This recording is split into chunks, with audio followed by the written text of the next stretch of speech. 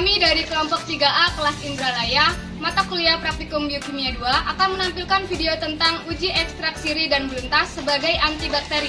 Adapun anggota kelompok kami, saya sendiri Dewi Septiani, Saya Suri Devi, Saya Zalwana Fiani. saya Rahmadan Elisa. saya Novita Sari. Selamat menyaksikan. Tujuan percobaan mahasiswa menguasai prinsip K3 dalam melakukan eksperimen uji ekstrak beluntas dan daun sirih terhadap aktivitas antibakteri.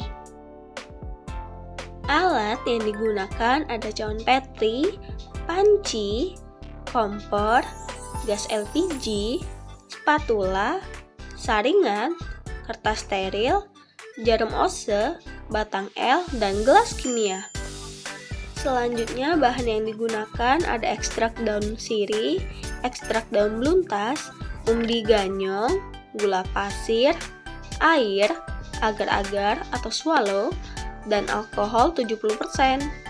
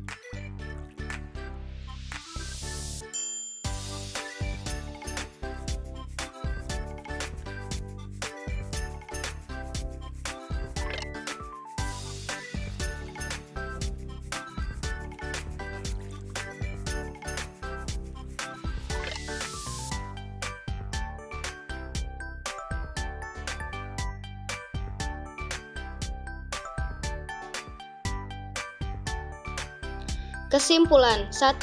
Pada uji efektivitas antibakteri daun beluntas, media kontrol atau tanpa ekstrak daun beluntas 5%, 25%, dan 50% tumbuh bakteri. Hal ini kemungkinan terjadi karena ekstrak daun beluntas yang dibuat tidak murni sehingga tidak dapat menghentikan pertumbuhan bakteri E. coli. 2.